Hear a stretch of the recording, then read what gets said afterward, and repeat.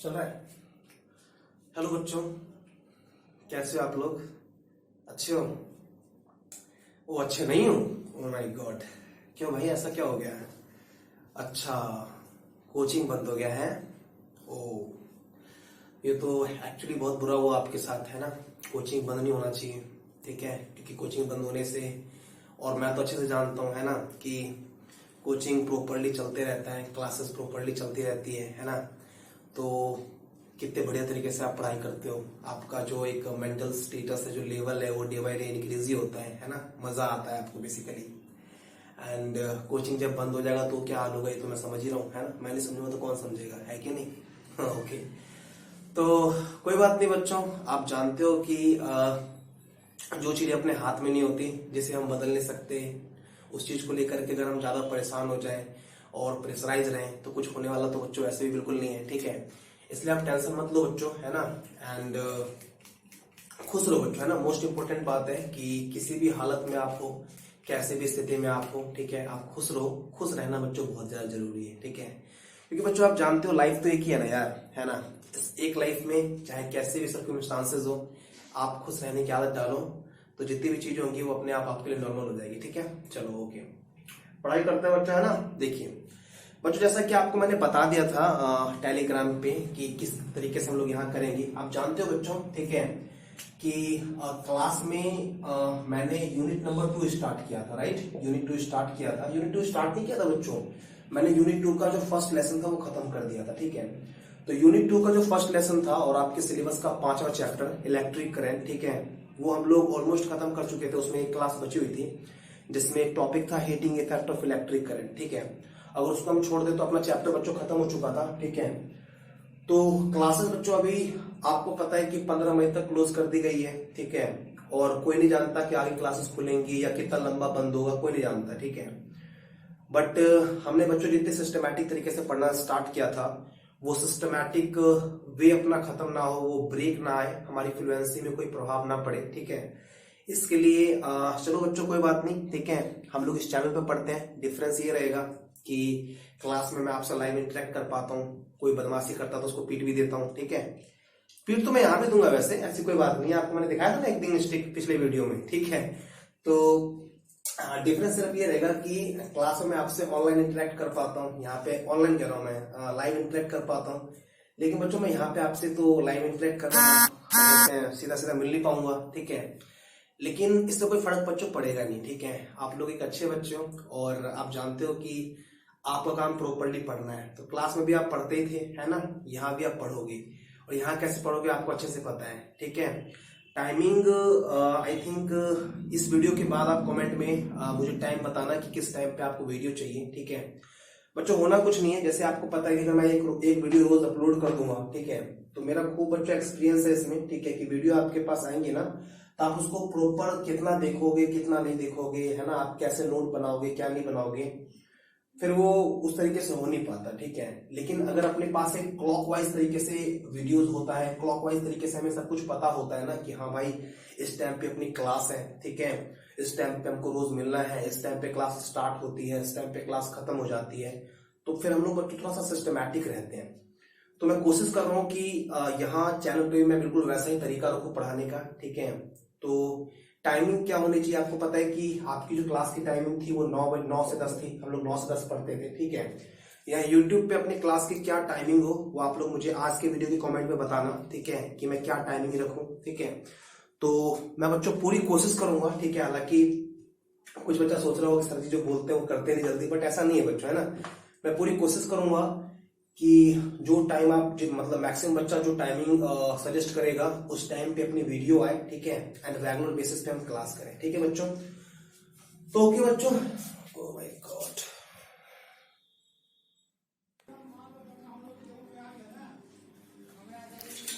बच्चों लाइट चली गई थी, क्या बोल रहा था मैं?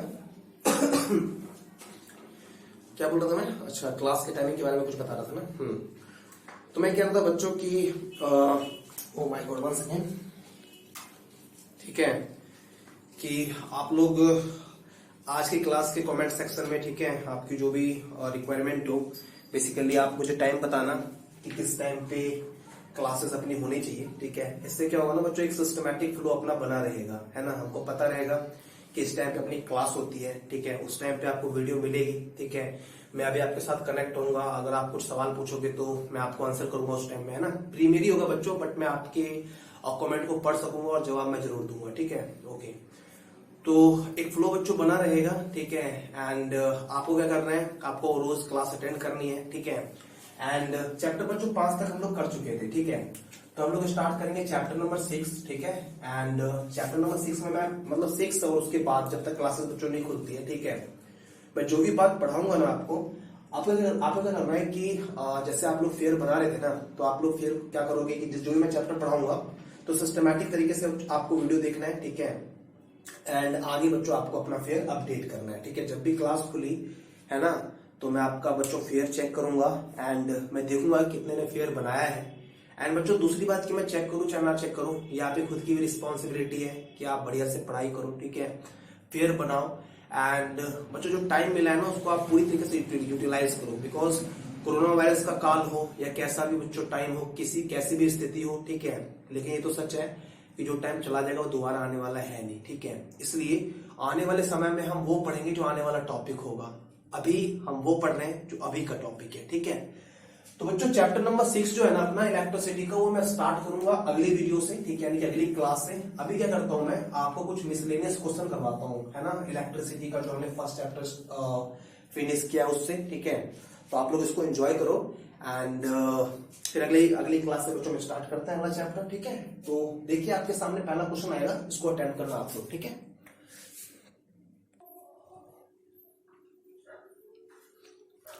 आई थिंक बच्चों पहला क्वेश्चन आपके बोर्ड पे आ गया होगा, ठीक है, देखिए। एंड बच्चों पढ़ लो, एक बार सवाल पढ़ लेते हैं क्या है ये, ठीक है। यहाँ पे लाइट की फ्लैश आ रही है, शायद दिख नहीं रहा होगा, यहाँ पे सेकेंडरी लिखा हुआ है बच्चों, ठीक है। मैं पढ़ देता हूँ, एक बार सवाल को मिला लेना, ठीक है। देखो यहाँ पे लिखा हुआ है 3 सेकेंडरी गोले जिनकी त्रिज्या क्रमशः R, 2R एवं 3R है को, ठीक है, क्रमशः Q1 कैपिटल में मुझे लिखा हुआ है, ठीक है, Q1, Q2 एवं Q3 आवेश दिया जाता है, ठीक है। फिर दिया हुआ है यदि तीनों गोले का पृष्ठीय आवेश घनत्व, ठीक है, पृष्ठीय आवेश घनत्व समान हो तो Q1 is to Q2 is to Q3, इनका बच्चों तीनों का रेशियो निकालना है हमको, ठीक है। तो एक बार ट्राई करो, देखो कैसे होता है, फिर करते हैं सवाल को, ठीक है। देखो आई होप बच्चों आपने ट्राई किया होगा, ठीक है। देखो तो बच्चों सवाल करते हैं, देखो सवाल में क्या है, बढ़िया तरीके से समझना है इसको, ठीक है। यहाँ पे बोल रहे हैं कि अपने पास 3 कॉन्सेंट्रिक स्फीयर है, ठीक है, जिनका रेडियस गिवन है अपने को, एक का दिया हुआ है कैपिटल R, ठीक है, फिर सेकंड का है 2R एंड थर्ड का है 3R, ठीक है। बोल रखा है उसमें कि तीनों पे हमने कुछ चार्ज दे रखा है, पहले को हमने चार्ज दिया Q1, सेकंड को हमने चार्ज दिया Q2 एंड थर्ड को चार्ज दिया Q3, ठीक है। एंड यहाँ पे बच्चों एक कंडीशन दी हुई है कि तीनों गोले का जो सरफेस चार्ज डेंसिटी है ना, जो पृष्ठीय आवेश घनत्व है, वो इक्वल दिया हुआ है, ठीक है। एंड आपसे पूछ रहा है कि Q1, Q2 एंड Q3 ज्ञात करें, ठीक है बच्चों, ओके। तो बच्चों सवाल कैसे करेंगे हम लोग, सबसे पहले तो जो गिवन डेटाज है ना उनकी हेल्प से हम लोग एक फिगर ड्रॉ कर लेते हैं, ठीक है। तो ध्यान देना क्या कर रहा हूं मैं, ठीक है। देखो क्या करना है, देखो 3 सेकेंडरी गोला ले लेना है जिनका रेडियस पता है, तो बना लो, ठीक है। देखो यहाँ पे सपोज बच्चों ये अपने पास पहला गोला हो गया, दिख रहा होगा आपको, ठीक है। ये अपने पास लेट सपोज दूसरा गोला हो गया, ठीक है। ये अपने पास तीसरा गोला हो गया, तीनों का एक ही सेंटर है इसलिए तो ये सेकेंडरी है, ठीक है। तो मैं मान लेता हूं बच्चों कि अपना जो सेंटर है ना वो ये रहा and let's suppose name of the centre is O, fine, okay. बच्चों रेडियस जो है ना वो तीनों ही गोले का दिया हुआ है and here it is given that कि radius of first sphere is capital R, fine. Second का बच्चों कितना है दिख रहा है आपको, सेकंड का है यहाँ पे 2R, ओके। एंड थर्ड का बच्चों कितना दिया हुआ है, थर्ड का दिया हुआ है यार, थर्ड का दिया हुआ है सपोज दैट थर्ड का जो रेडियस है वो दिया हुआ बच्चों 3R, है ना, 3R, ओके। तो यहाँ पे दिया हुआ है 3R, ऑलराइट। तो बच्चों 3 गोले हैं, सेकेंडरी गोले हैं, ठीक है। तीनों गोलों का क्या रेडियस है आपको पता है, दिया हुआ है क्वेश्चन में, ठीक है। आगे क्या दिया हुआ है, आगे दिया हुआ है कि फर्स्ट गोले को हमने Q1 चार्ज दिया, तो दे दो यार। पहले गोले को हमने दिया चार्ज बच्चों कितना, Q1, तो मैंने यहाँ पहले को अंदर वाले को Q1 दे दिया, ठीक है। सेकंड पे देखो लिखा हुआ है ना क्रमशः, पहले को ये मिलेगा, सेकंड को ये मिलेगा, थर्ड को ये मिलेगा, ठीक है। तो पहले को अगर इतना मिल गया, सेकंड को कितना मिलेगा, सेकंड को मिल जाएगा यहाँ पे कितना, Q2, ऑलराइट, ठीक है। ठीक ठाक आ रहा है ना, फाइन। एंड थर्ड को कितना मिलेगा बच्चों, थर्ड को मिल जाएगा यहाँ पे Q3, ठीक है। तो आपसे पूछ रखा है इसने कि आप जो है ना इन तीनों चार्जेस का रेशियो बताओ, Q1 is to Q2 is to Q3 you have to find here, right? And the condition which is given here is that surface charge density of all the spheres is same, right? So what we have to do here, try to get this point guys, okay? देखो यहाँ पे बच्चों आपने एक topic पढ़ा होगा electrostatic induction, ठीक है, स्थिर वैद्युत प्रेरण, याद होगा आपको। वहां मैंने आपको पढ़ाया था कि अगर मैं किसी चार्ज बॉडी के पास कोई न्यूट्रल बॉडी लेके आता हूं, ठीक है, मैं किसी आवेशित पिंड के पास कोई अनावेशित पिंड लेके आता हूं, तो निकटवर्ती सिरे पर विजातीय एंड दूरवर्ती सिरे पर सजातीय, इस तरह कुछ सिनेरियो क्रिएट होता है, पता है आपको, फाइन। तो बच्चों यहाँ पे वैसे ही होगा। आप देखो कि आप ऐसे सोचना, ध्यान से पढ़िए स्क्रीन में बच्चों, कि अंदर वाले के आउटर सरफेस पे कितना चार्ज है बच्चों, Q1 है। आउटर मतलब बाहरी परत पर, तो अंदर वाले के बाहरी पृष्ठ पे बच्चों चार्ज हमने दिया है Q1, ठीक है। तो इस Q1 के इंडक्शन से आप मुझे बताओ, इस Q1 के इंडक्शन से क्या सेकेंड कंडक्टर पे चार्ज आएगा? आपको ऑफकोर्स आएगा यार, ठीक है। आप बोलोगे, आपको पता है कि विजातीय मतलब पास वाले सिरे पर क्या होता है, विजातीय होता है, एंड दूर वाले पे क्या होता है, सजातीय होता है। तो अगर यहाँ पे Q1 चार्ज है तो आप बोलेंगे कि अगर फर्स्ट वाले के आउटर सरफेस पे Q1 चार्ज है, तो due to this Q1 charge second के इनर सरफेस पे, आंतरिक पृष्ठ पर, निकटवर्ती सिरे पर विजातीय आएगा, मतलब इसका अपोजिट आएगा, मतलब कितना आएगा बच्चों, इस पर आएगा -Q1, ठीक है, -Q1। और बच्चों दूरवर्ती पे क्या होता है, दूरवर्ती पर सेम वाला जाता है ना, दूरवर्ती पर यानी कि इसका अपोजिट आ गया अंदर वाले पे, तो इसी का सेम मतलब जाएगा वो बाहर वाले पे। तो इसी के कारण बाहर पे कितना आवेश आएगा बच्चों, आप बोलेंगे बाहर में आवेश आएगा Q1 आवेश आएगा बच्चों, Q1। और हमने कितना दिया था बच्चों, हमने दिया था Q2, दैट मीन्स हमने दिया सेकेंड स्फीयर को Q2 चार्ज, एंड फर्स्ट पे जो चार्ज है ना उसके इंडक्शन से क्या आ गया, इस पे Q1 आ गया, दैट मीन्स सेकेंड स्फीयर के आउटर सरफेस पे टोटल कितना चार्ज हो गया बच्चों, टोटल चार्ज हो गया Q1 plus Q2, right, very good. अब बच्चों जो चीज आपने यहाँ पे किया ना सेकेंड पे, ड्यू टू फर्स्ट जो इंडक्शन से सेकेंड पे चार्ज आया, कुछ ऐसा ही होगा due to second on third, right. आप बोलेंगे कि total charge on the outer surface of second sphere is Q1 plus Q2, right. बाहरी आपका जो दूसरा गोला है ना, इस दूसरे गोले के बाहरी पृष्ठ पे आप टोटल चार्ज कितना हो गया, Q1 प्लस Q2। तो बच्चों इसके इंडक्शन से क्या थर्ड कंडक्टर पे भी इंडक्शन होगा, थर्ड स्फीयर पे भी इंडक्शन होगा, है ना। आप बोलेंगे कि इसके इंडक्शन से थर्ड के आंतरिक पृष्ठ पर आएगा विजातीय, दैट मीन्स इसका जस्ट अपोजिट, दैट मीन्स अगर Q1 Q2 का बच्चों सम 7 कूलम है, तो अंदर आएगा -7, बाहर आएगा +7, है ना। इसका मतलब अगर ये Q1 प्लस Q2 है तो अंदर कितना आएगा, अंदर आंतरिक यानी कि थर्ड तीसरे गोले के आंतरिक पृष्ठ पे आ जाएगा बच्चों -Q1 प्लस Q2। और बच्चों इतना ही चार्ज सजातीय में बाहर आएगा, दैट मीन्स, और बाहर हमने कितना दिया था बच्चों, बाहर हमने दिया था Q3, और इंडक्शन से कितना आएगा, इंडक्शन से आएगा Q1 प्लस Q2। तो आप बोलेंगे बाहर आएगा भाई Q1 प्लस Q2 इंडक्शन से, एंड द चार्ज जो हमने दिया that is Q3। That means बच्चों थर्ड गोले के बाहरी पृष्ठ पे टोटल कितना आवेश हो गया, टोटल आवेश हो गया बच्चों Q1 plus Q2 plus Q3। I think ये बात आपको समझ में आ गई है, ठीक है।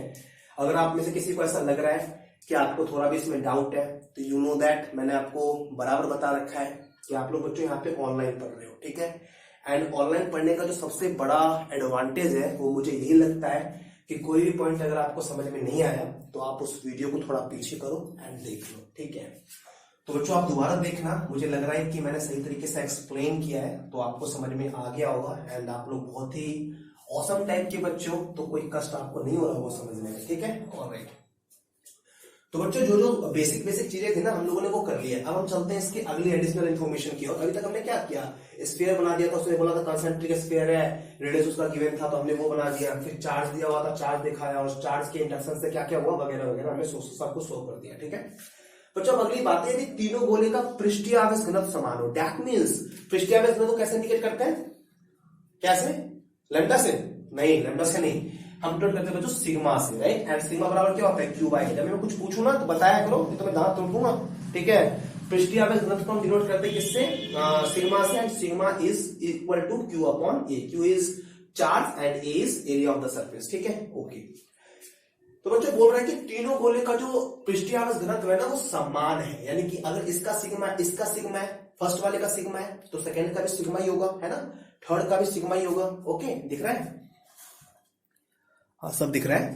तो अगर तीनों की डेंसिटी सेम है ना, अगर तीनों की डेंसिटी सेम है तो उसने बोला है कि आप बताओ Q1 is to Q3 is to Q3। तो बच्चों काम करता है, सॉल्यूशन स्टार्ट करता है। ठीक है, देखो यहाँ पे बच्चों हम ऐसा बोल देंगे यहाँ पे, ठीक है, कि अकॉर्डिंग टू, यहाँ पे सॉल्यूशन कर रहा हूं, ठीक है, देखना आप लोग, लिखा हुआ है अकॉर्डिंग टू क्वेश्चन। ठीक है बच्चों, क्वेश्चन में क्या बोल रखा है? क्वेश्चन में बोल रखा है उसने कि तीनों की डेंसिटी समान है, यानी कि फर्स्ट की कितनी है? फर्स्ट की भी सिग्मा है। ठीक है, सेकंड की कितनी है? सेकंड की भी सिग्मा है। बच्चों का अलग अलग होता है तो हम क्या करते हैं? सिग्मा 1, सिग्मा 2, सिग्मा 3 ऐसे लगा देते हैं। ठीक है, फर्स्ट की सिग्मा है, सेकंड की भी सिग्मा है, एंड बच्चों थर्ड की भी कितनी है? सिग्मा है। अगर मैं इन तीनों का रेशियो बना लूं बच्चों यहाँ पे, है ना, अगर मैं इन तीनों का रेशियो बना लूं तो चूंकि सबका सेम है तो हम बोल देंगे इसका रेशियो बनेगा यार 1:, राइट, 1:1। आई डोंट थिंक यहाँ पे कोई प्रॉब्लम है आप लोग को। ठीक है, ओके। अब बच्चों क्या करेंगे ना, चूंकि सबका सेम है तो कैंसिल हो जाना है, तो काटेंगे नहीं, कैंसिल हो जाना है तो 1 1 1 आ जाना है, कोई दिक्कत नहीं है। ठीक है, अब मैं क्या करूंगा, इनकी वैल्यूज लिख दूंगा। ठीक है, देखो यहाँ पे सिग्मा है, सिग्मा का फॉर्मूला हम जानते हैं क्या होता है? Q अपॉन एरिया, मतलब आगे से बट्टा क्षेत्रफल। ठीक है, तो ये पहले के लिए ले लेंगे, इसको दूसरे के लिए, इसको तीसरे के लिए। तो ये पहले के लिए अगर है तो पहले पे Q सिग्मा बराबर होता है बच्चों Q अपॉन ए, है ना। तो पहले पे चार्ज कितना है? आप बोलेंगे पहले के आउटर सरफेस पे चार्ज है भाई Q1, तो लिखो यहाँ पे। आप बोलेंगे भाई मैं सिग्मा की वैल्यू लिखना चाहता हूं, and we know that sigma is equal to nothing but Q upon A, so that when we put the value of this term we will get here instead of this Q we can put here Q1। मतलब मैं आवेश की value यहाँ put कर दूंगा Q1। Alright, अपन बच्चों area, तो यहाँ देखो गोला है ना, गोले का क्षेत्रफल क्या होता है? पाई आर स्क्वायर? नहीं, गोले का क्षेत्रफल होता है बच्चों 4 पाई आर स्क्वायर। ठीक है, तो मैं लिख दूंगा 4 पाई, और बच्चों पहले की त्रिज्या क्या थी? पहले की त्रिज्या थी r, और मैंने यहाँ पे लिख भी रखा है r, तो 4 पाई आर स्क्वायर। ठीक है, रेशियो का साइन। ओके बच्चों, अपना सेकंड है, सेकंड के लिए लिया मैंने, सेकंड है तो सेकंड का डेंसिटी यानी कि सेकंड का आवेश बटा क्षेत्रफल। तो सेकंड पर कितना आवेश है?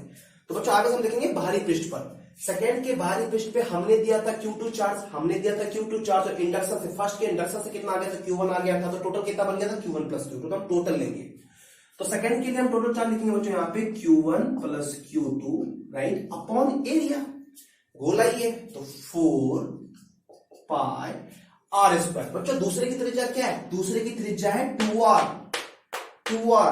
तो मैं जब दूसरे की त्रिज्या है 2r, तो जब मैं स्क्वायर स्क्वायर करूंगा तो 4 पाई आर स्क्वायर, 4 पाई आर त्रिज्या का स्क्वायर, तो इसका 2r का स्क्वायर करना पड़ेगा ना यहाँ पे। तो 2r का स्क्वायर क्या होगा? 4r square. देखो सुन लेना अच्छे से, मैं डायरेक्ट करूंगा यहाँ पे 4 पाई आर स्क्वायर। तो 4 पाई दूसरे की त्रिज्या है 2r, तो 2r का स्क्वायर करना पड़ेगा, मतलब 4r स्क्वायर हो जाएगा। तो मैं गुना में लिखूंगा कितना? 4r square. ठीक है, बच्चों तीसरे के लिए डेंसिटी है ना, तो फिर से रेशियो बनाओ, यहाँ पे हम बोल देंगे रेशियो तीसरे के लिए।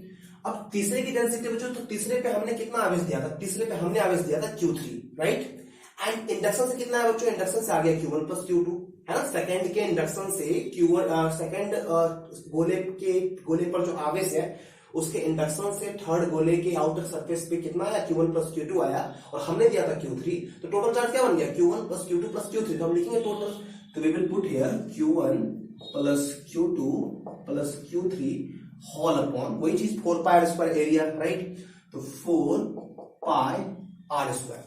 बच्चों तीसरे का रेडियस क्या बताओ? वेरी गुड, तीसरे का रेडियस है बच्चों, तीसरे की त्रिज्या है 3r, तो 4 पाई आर स्क्वायर। तो मैं यहाँ पे क्या करूंगा? त्रिज्या 3r का स्क्वायर पुट करूंगा, तो आपको पता है 3r का स्क्वायर कितना आ जाएगा? 9r square.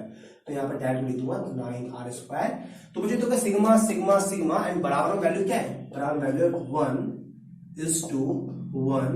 1:1:1। ओके बच्चों अब देख लेना प्यार से, ठीक है। यहाँ पे जो कैंसिल होगा उसको आपको कैंसिल करना है, ठीक है, काट देना है आपको। यहाँ पे आप बोलेंगे कि यार यहाँ पे 4 पाई कट जाएगा, ठीक है। आर स्क्वायर ये भी कैंसिल होना चाहिए, कोई दिक्कत वाली बात नहीं, ठीक है। अब जो रिमेनिंग पार्ट है ना उसको आप ले लो। कोई बोले काटून 1 कैंसिल, ये सब कैंसिल नहीं होता यार, ठीक है, बढ़ते हैं आगे। ओके तो जो रिमेनिंग पार्ट है उसको ले लेते हैं। रिमेनिंग पार्ट अपने पास नीचे आ जाएगा, ऑफकोर्स इतना आना चाहिए अभी, ठीक है। तो रिमेनिंग पार्ट है अपना Q1, यहां से कुछ नहीं बचा, मतलब 1 बच्चों 4 पाई इसको पूरा कैंसिल हो गया, ठीक है।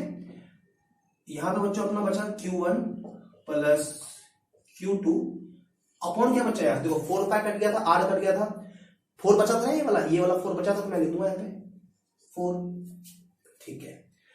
फिर बच्चों यहाँ पे ऊपर क्या है, Q1 plus Q2 plus Q3, right, upon कितना, अपॉन 9, तो यहाँ पे 9 रहेगा तो 9 लिख दूंगा, ठीक है, ये हो गया 9 इज इक्वल टू 1 1 1, ठीक है बच्चों। और आपको दिख रहा है कि यार वहां पे 1 1 1 है, तो आपने क्लास 6 7 में जो रेशियो एंड प्रोपोर्शनल चैप्टर पढ़ा होगा वहां पे आपको पढ़ाया गया होगा कि ऊपर वाला टर्म तो जो है वो तो ठीक ही है, नीचे वाला जाता है बच्चों, नीचे वाला बट्टा वाला जाता है वहां गुना में, ठीक है। तो यहाँ नीचे है 149, तो बच्चों ये Q1 मतलब इसका जो रेशियो बनेगा ना, ये 149 सीधा उठ के वहां चला जाएगा, मतलब कैसा हो जाएगा, नीचे आ रहा है क्या, एक स्टेप और लिख सकता हूं मैं, ठीक है। तो बच्चों नीचे ऐसा होना चाहिए, नीचे हो जाएगा Q1, देखो यहाँ पे बढ़िया से, ठीक है, देख ले, बता देना यार कि नीचे सही तरीके से कटना नहीं चाहिए, फिर प्रॉब्लम हो जाएगी, ठीक है। हाँ आ जाएगा, ठीक है। तो Q1 और ब्रैकेट Q1 प्लस Q2, ठीक है, Q1 plus Q2 plus Q3, देखो ये आ गया क्या, लाइन में आ रहा है, वेरी गुड बच्चों। मैं मिला लेता हूं कि मैं बोर्ड के नीचे अगर कहीं चला गया कट गया तो फिर मैं बोलता रहूंगा, आपको दिखाई कुछ देगा नहीं, है ना, तो फिर मेरी मेहनत बेकार, आपका टाइम बेकार, है ना, मजा नहीं आएगा फिर क्लास करने में, ठीक है। ये दिख रहा होगा आपको प्रॉपर्ली, है ना। तो ये बच्चों मैंने लिख दिया। अब नीचे वाला जो टर्म है ना, ये सिस्टमैटिक लिख चुका, वहां पे 1 1 1 है, तो ये वाला 1 फर्स्ट वाला फर्स्ट से, सेकंड वाला सेकंड से, थर्ड वाला थर्ड से मल्टीप्लाई हो जाएगा। तो कैसे हो जाएगा, 1 वाला 1 से मतलब 1, 4 वाला 1 से मतलब इज टू 4, 9 वाला इससे मतलब 9, ठीक है ना, ओके। तो आई थिंक क्लियरली आपको डिस्टिंक्टली शो हो रहा होगा, दिख रहा होगा, ठीक है। अब बच्चों आगे निकालना क्या, आगे है ना, हमको निकालना है Q1 is to Q3 is to Q3, Q1 is to Q2 is to Q3, है ना, ये निकालना है हमको। तो यहां तक बच्चों आप लोग आ गए, है ना। आई डोंट थिंक कि आपको किसी तरह की यहाँ पे कोई प्रॉब्लम हो रही होगी, आपको बढ़िया तरीके से समझ में आया होगा, ठीक है। अब ये अगर आपको आ गया ना, तो टॉपिक ये जो आपका क्वेश्चन था पूरा खत्म हो गया, है ना। आप मिला लो, कंपैरिजन कर लेना। Q1 के स्थान पे कौन है बच्चों, 1, यानी Q1 की वैल्यू क्या होनी चाहिए, 1 होनी चाहिए, ठीक है। Q1 प्लस Q2 की जगह पे कौन है, 4, यानी कि Q1 प्लस Q2 की वैल्यू क्या होनी चाहिए, 4। एंड आप जानते हो बच्चों, अगर Q1 की वैल्यू 1 है, राइट, Q1 प्लस Q2 की वैल्यू 4 है, Q1 की वैल्यू 1 है, Q1 प्लस Q2 की वैल्यू 4 है, तो बताओ Q2 की वैल्यू क्या होगी, 3, ऑलराइट। बच्चों यहाँ पे Q1 की वैल्यू 1 है ना, तो 3, ये Q2 3 होगा, तभी तो दोनों का सम 4 आएगा। वेरी गुड बच्चों, है ना। वैसे आप यहां देखो, Q1 plus Q2 plus Q3, इसकी वैल्यू इन तीनों का जो सम है वो 9 है, एंड आप जानते हो कि Q1 प्लस Q2 तो यार 4 है, तो अगर Q1 प्लस Q2 4 है तो Q3 5 होगा, तभी तो इनका सम 9 होगा। तो बस फिर सवाल खत्म बच्चों, आपको रेशियो चाहिए था, ठीक है। आपको देखो यहाँ पे नीचे स्पेस नहीं है, मैं यहाँ पे करता हूँ साइड में, ठीक है, यहाँ देखो मैं यहाँ साइड में कर देता हूँ। तो आप बोलेंगे so Q1 is to Q2 is to Q3, ठीक है, इज इक्वल टू Q1 की वैल्यू 1, ठीक है, Q2 की वैल्यू बच्चों बताओ, Q1 की वैल्यू 1, तो Q2 इन दोनों का सम 4 है, तो Q1 हटा दो, तो Q2 कितना बच जाएगा, 3, ठीक है। Q3 कितना, तो Q1 Q2 का सम जो 4 था, इसका टोटल 9 है, तो Q1 Q2 हटा दो, 9 में से कितना बन जाएगा, 5। तो बच्चों ये हो गया अपना क्या चीज, राइट। तो ऑफ कोर्स मैं उम्मीद कर रहा हूं कि आपको ये सवाल समझ में आ गया, ठीक है। मैं थोड़ा सा बोर्ड से साइड हो जाता हूं, आप देख लो बढ़िया से, ठीक है। एंड वंस अगेन बच्चों मैं बोल रहा हूं, ठीक है, अगर कोई डाउट है तो आप वीडियो को दोबारा थोड़ा सा पीछे करके देखो, ठीक है। और आई डोंट थिंक कि आपने ध्यान दिया होगा तो आपको समझ में नहीं आया होगा, समझ गए होंगे आप लोग आसान है, ठीक है, ओके। तो इसको बच्चों छाप लो, उतार लो, ठीक है, उतारो, उतारो बच्चों, है ना। फिर एक होगा तो क्या कहते हैं, इस वीडियो के बाद जैसे ही वीडियो अपना खत्म होगा, ठीक है ना,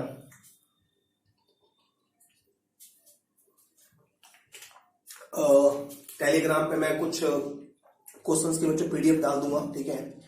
आप लोग एज ए प्रैक्टिस उसको लेना, एंड जो भी मैं यहाँ पे क्वेश्चन करवा रहा हूँ ना, इस टाइप का मैं क्या करूंगा, एक दो सवाल और जितने मैं अभी यहाँ पे पढ़ाने वाला हूँ टाइप, ठीक है, सब पे एक एक दो एडिशनल क्वेश्चन बच्चों मैं टेलीग्राम पे डाल दूंगा, है ना। उसको आप प्रैक्टिस कर लेना, घर पे बनाना बच्चों बन जाएगा, ठीक है। जिसके पास टेलीग्राम का बच्चों चैनल का नाम नहीं पता जिसको, उसको मैं बता दूं, अपना चैनल का नाम है वो है एस कर्न फिजिक्स, ठीक है। सारे के सारे लेटर कैपिटल होने चाहिए, तो इसको बच्चों सर्च करना, आप लोग ज्वाइन करना, ठीक है। तो इस वीडियो के बाद या आगे जितनी बच्चों मैं क्लास लूंगा ना, तो जहां जहां मुझे लगेगा कि आपको नोट देना चाहिए या फिर जब न्यूमेरिकल्स की क्लास होगी है ना, तो प्रैक्टिस के लिए आपको कुछ क्वेश्चन देना चाहिए, ठीक है। तो मैं आपको बच्चों प्रोवाइड कराऊंगा, है ना, आप लोग करते रहना, ठीक है। देख लो, ठीक है बच्चों, मिटाता हूं मैं इसको और बहुत जल्दी अब आपके सामने सेकंड क्वेश्चन आएगा। बी रेडी एवरीवन, ठीक है, तैयार हो जाओ।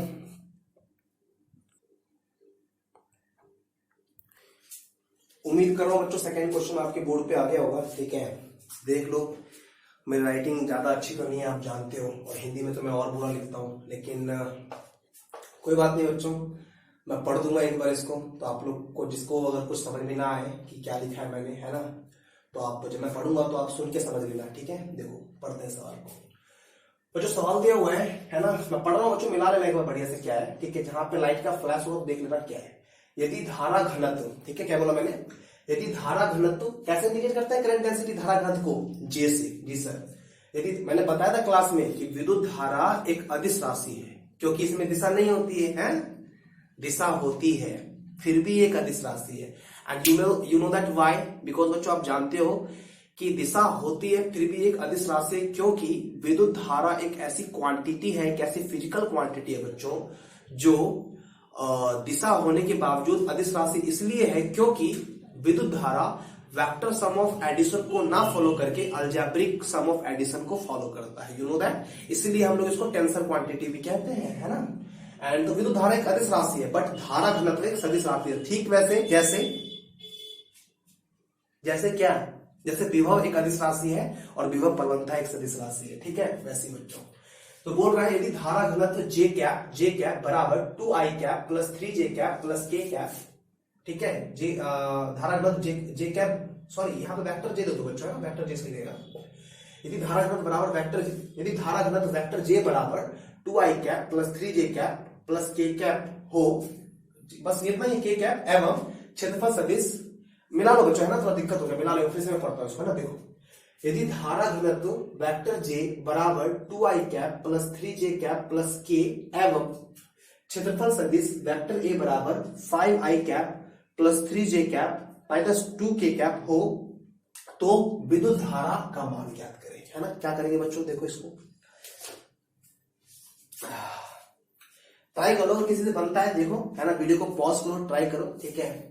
फिर जब मैं बना दूं तो अपना सॉल्यूशन चेक करो कि आपका आंसर सही आया या नहीं। अगर नहीं बना तो मैं समझाऊंगा तो समझो, ठीक है। और आपको मैंने बताया अभी कि वीडियो जैसे खत्म होगा टेलीग्राम पे मैं इसी क्वेश्चन का आपको दूंगा 10-15 क्वेश्चन का नोट, और जैसे वीडियो खत्म हो पूरी वीडियो को देख के सारे कॉन्सेप्ट को सीखना समझना, और मैं जो क्वेश्चन दूंगा उसको घर पे बनाना और कमेंट करके बताना कि सर मैंने बनाया और सबका आंसर आ गया, ठीक है।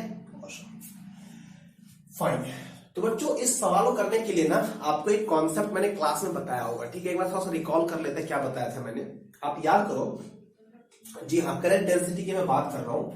मैंने आपको थोड़ा सा, मैं सवाल पे लौटूंगा, बट मैं आपको 2 मिनट कुछ बताता हूँ करंट डेंसिटी के बारे में, रिकॉल करवाता हूँ, आप उसको देखो फिर सवाल करेंगे, ठीक है। मैंने बच्चों आपको धारा घनत्व पढ़ाया था कि धारा घनत्व को हम डिनोट करते हैं जे से, ठीक है। और जे का जो फॉर्मूला होता है I बटा ए। जिस कार्टून को नहीं पता है उसको पता होना चाहिए, रिवाइज करके आया करो क्लास में। फालतू का मुंह उठा के पहुंच जाओगे तो जान से मार दूंगा मैं।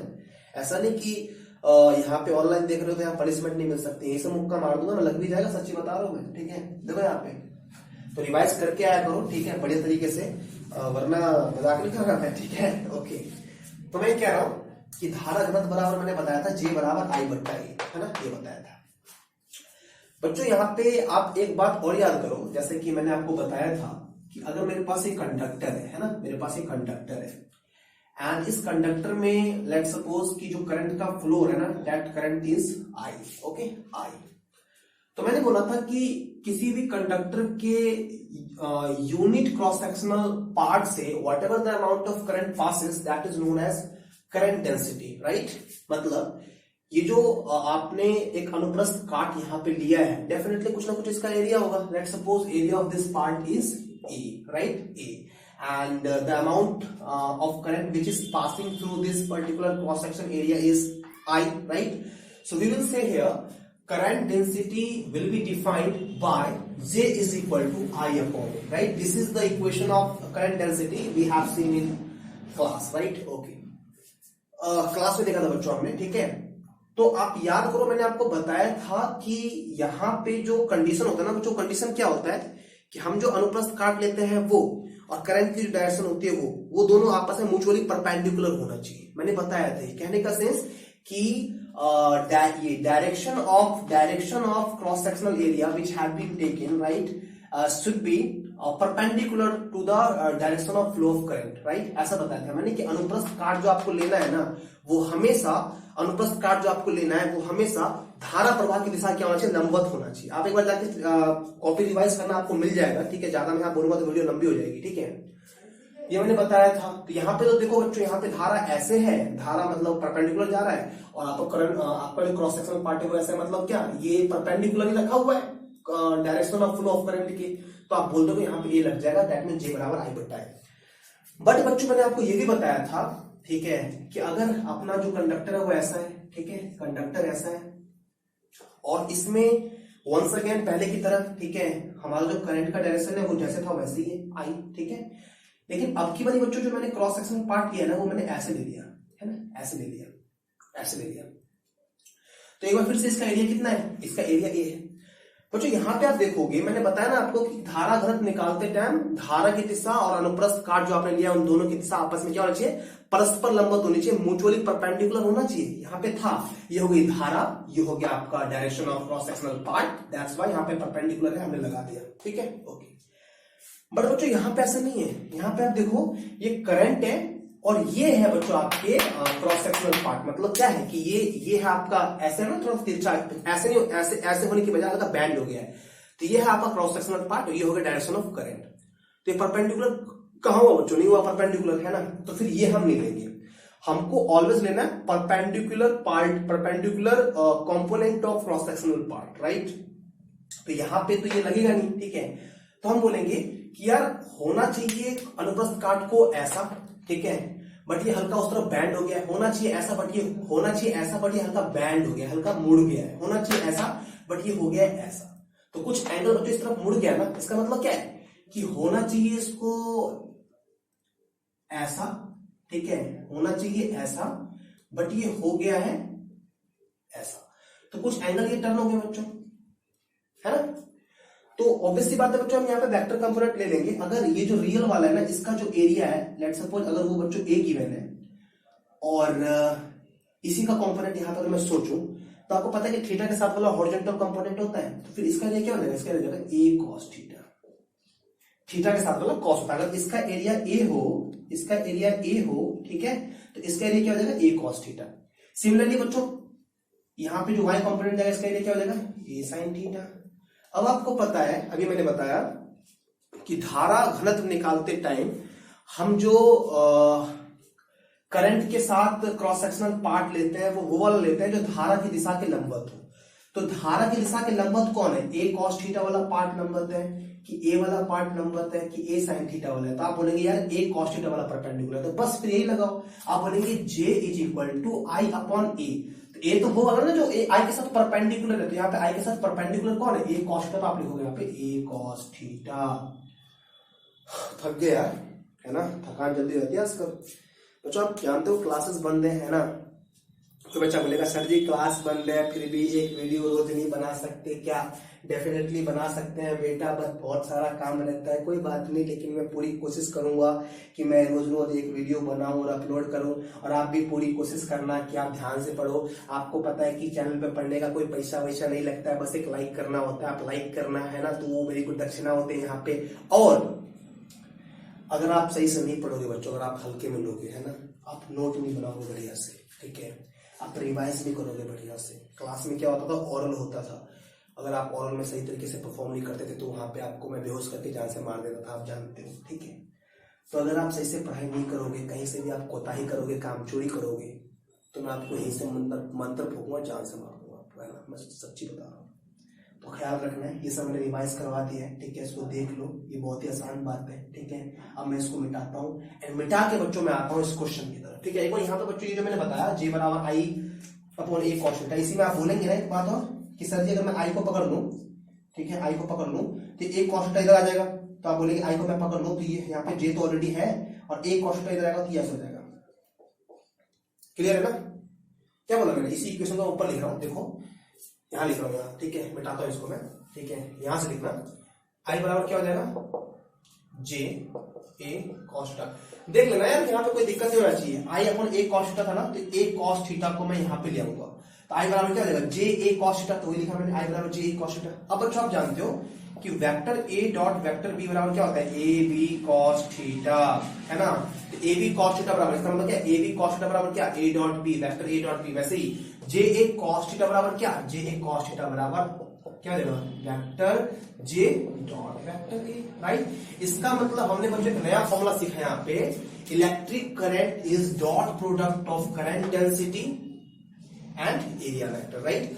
बच्चों बस यही फॉर्मूला यहाँ पे लगाना है और इस सवाल की कोई औकात नहीं है, ये सवाल तुरंत खत्म हो जाएगा, ठीक है। धारा घनत्व बराबर क्या हो जाएगा, सॉरी विद्युत धारा बराबर क्या हो जाएगा धारा घनत्व और क्षेत्रफल का कौन सा प्रोडक्ट, डॉट प्रोडक्ट। देखो बच्चों यहाँ पे धारा घनत्व का मान दिया हुआ है, क्षेत्रफल भी दिया हुआ है, दोनों का डॉट प्रोडक्ट निकालो एंड मजे करो, ठीक है। देखो तो लेट्स सॉल्व दिस क्वेश्चन। अगर आपको यहाँ तक समझ आ गया है, अभी जो मैंने आपको बताया ये आपके दिमाग में चला गया है और आपको डॉट प्रोडक्ट निकालना है, तो आप कर सकते हो यहीं पे वीडियो को पॉज एंड ट्राई कर सकते हो और फिर दोबारा मिला सकते हो जो मैं इसको सॉल्व कर रहा हूं, ठीक है। देखो तो बच्चों हम क्या करेंगे, we know that we have to calculate electric current, value of electric current here, that's why we know that, है ना। Electric current is a vector quantity because it never follow vector rule of addition, it follow algebraic rule of addition, you can say, right. और दूसरा बच्चों जो reason होता है वो ये भी होता है कि electric current is dot product of something something, right, and every dot product is a scalar quantity, you know that. Work is scalar quantity because work is dot product of force vector and displacement vector, right. So आसानी है बच्चों, कोई problem नहीं है ना। Electric current I is equal to vector J dot vector A and we have both the term, right? So यहाँ पे हम क्या करेंगे, J के स्थान पे J का मान पुट कर देंगे, 2i cap plus 3j cap plus k cap. जिस कार्टून को डॉट प्रोडक्ट नहीं आता, बिकॉज क्लास 11th में तो मैंने पढ़ाया था, फिर भी किसी को नहीं आता, तो उसके लिए मैं सॉल्व कर रहा हूँ, है ना।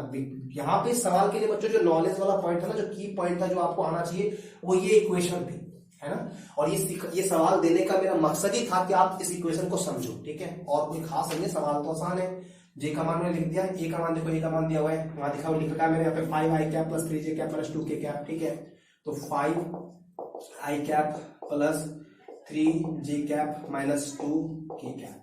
तो क्या करो बच्चों आप लोग, है ना, आपको कुछ नहीं करना है, सीधा कर देते हैं। आई वाले को आई वाले के साथ मल्टीप्लाई, जे वाले को जे वाले के साथ, के वाले को के वाले के साथ। यहाँ पे आई के साथ कौन है 2, यहाँ पे आई के साथ कौन है 5, तो 2 5 10 प्लस प्लस प्लस, यहाँ पे जे के साथ कौन है 3, यहाँ पे जे के साथ कौन है 3, तो 3 3 9, 3 3 9, ऑल राइट। यहाँ पे फिर अगला प्लस और ये माइनस, तो प्लस माइनस करेगा माइनस। यहाँ पे बच्चों के साथ कुछ नहीं है, कुछ नहीं है मतलब क्या 1, यहाँ पे के साथ कौन है 2, 1 2 2, बस 10 9 19, 19 में हो गया कितना 17। और आप जानते हो बच्चों धारा का मात्रा क्या होता है, करंट का जो यूनिट होता है ओह माय गॉड, तो वो होता है एम्पियर। तो ये हो गया बच्चों आपका आंसर का सिंबल भूल गया मैं, ये हो गया आपका, ठीक है आंसर। ओके तो मिला लो बच्चों सवाल को क्या था, ठीक है, एंड कैसे कैसे किया मैंने। मैं थोड़ा सा पानी पी लेता हूँ, ठीक है। इस सवाल में बच्चों आपको एक बात तो पता चल गई ना, ये सवाल समझाने का मेरा मीनिंग क्या था। ये सवाल समझाने का मेरा मतलब था कि मैं आपको ये इक्वेशन समझा सकूं, ठीक है, कि इसका क्या मीनिंग होता है और यहां तक हम लोग कैसे पहुंचते हैं। बाकी फ्यूचर में अगर आप ऐसा कोई भी सवाल देखोगे, ठीक है, अगर आपको ये नहीं आता है फिर तो ये दुनिया भर का टफ क्वेश्चन है, आप बैठे रहोगे, आपसे कभी जिंदगी में ये होगा नहीं, ठीक है। बट अगर आपको ये फॉर्मूला पता है कि कैसे आया क्या है, इससे रिलेटेड आपके पास पूरा का पूरा कॉन्सेप्ट है, तो इजी, कोई प्रॉब्लम नहीं है, ठीक है। तो इसको उतारो एंड वेट बच्चों, अगला सवाल अभी देखिएगा आपको थोड़ी देर में, ठीक है। उतारी मिटाता हूं बच्चों में इसको।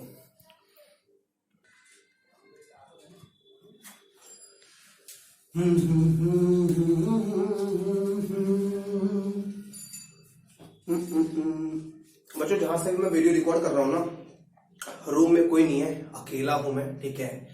एंड आप सारे बच्चों को इमेजिन करके कि मैं क्लास में हूँ और मेरे सारे प्यारे प्यारे बच्चे मेरे सामने हैं, ठीक है, ये सोच के मैं यहाँ से वीडियो रिकॉर्ड कर रहा हूँ, ठीक है।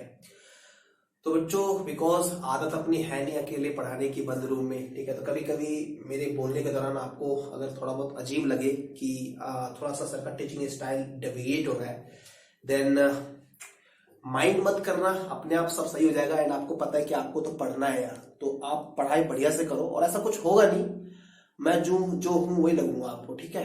हाँ ओके ठीक है, तो तीसरा क्वेश्चन लिखता हूं बच्चों मैं, है ना। थर्ड क्वेश्चन है,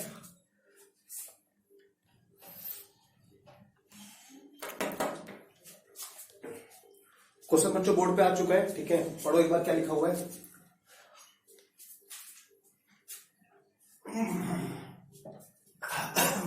ओके बच्चों, जहां पे लाइट की फ्लैश होती है ना, जहां पे चमकता है थोड़ा बहुत मैनेज करना, बिकॉज मैं लाइट बंद कर दूंगा तो फिर ज्यादा प्रॉब्लम हो जाएगी, ठीक है। तो थोड़ा सा मैनेज करना, और मैं जब पढ़ूंगा ना तो आप समझ लेना कि वहां पे क्या लिखा हुआ है एग्जैक्टली, ठीक है। तो देखो क्या लिखा हुआ है। क्वेश्चन है बच्चों, यदि किसी चालक से गुजरने वाला आवेश का समीकरण, ठीक है, इज्जत से पढ़ते हैं, यदि किसी चालक से गुजरने वाला आवेश का समीकरण, ठीक है, आवेश का समीकरण, एक मिनट रुक जाओ यार,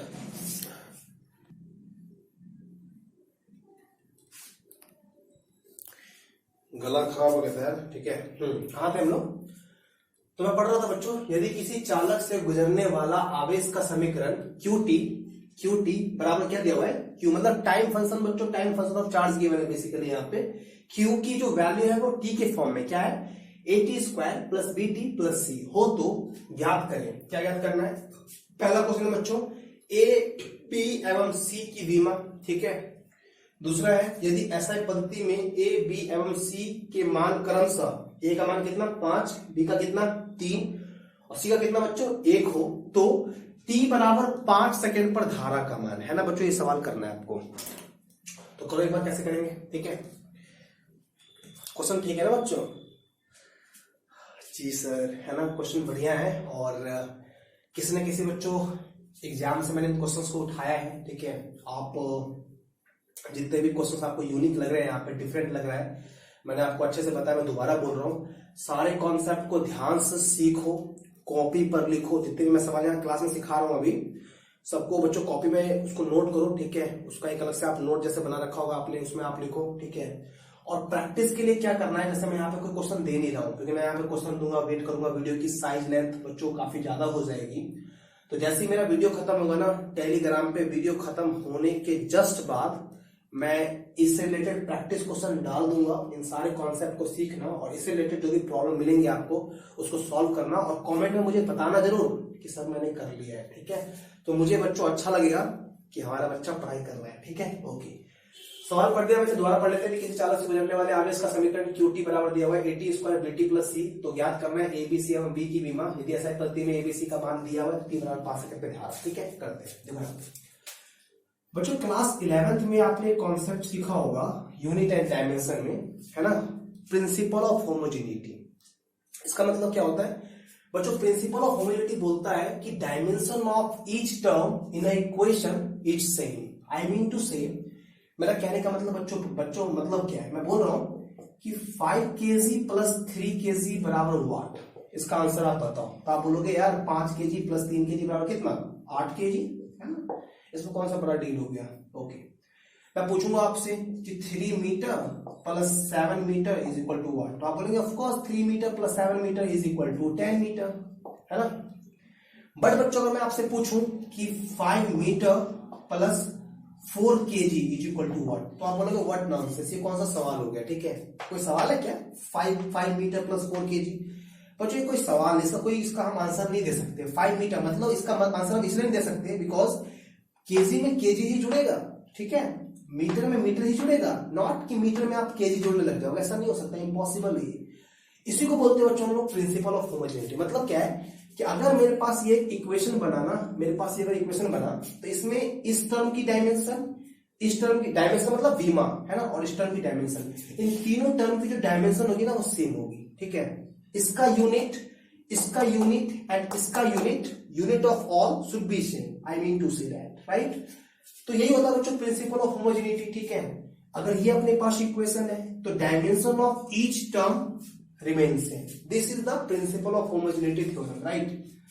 तो बच्चों अगर ये बात सही है, ये लॉजिक सही है और ऐसा हमने पढ़ा है, तो अगर हम इस लॉजिक को यहाँ पे अप्लाई करें तो यहाँ पे अप्लाई करके शायद यहाँ पे ए बी सी और ए बी एवं सी की हम विमा निकाल पाएंगे, ठीक है। देखो यहाँ पे बच्चों अगर आपको प्रिंसिपल ऑफ होमोजेनिटी पता चल गया, इसका मतलब क्या है कि इस टर्म की विमा, इस टर्म की विमा, इस टर्म की विमा और इस टर्म की विमा, इन सभी टर्म की विमा आपस में बच्चों बराबर होनी चाहिए, होनी चाहिए ना बराबर, ऑफ कोर्स आपस में बराबर होनी चाहिए।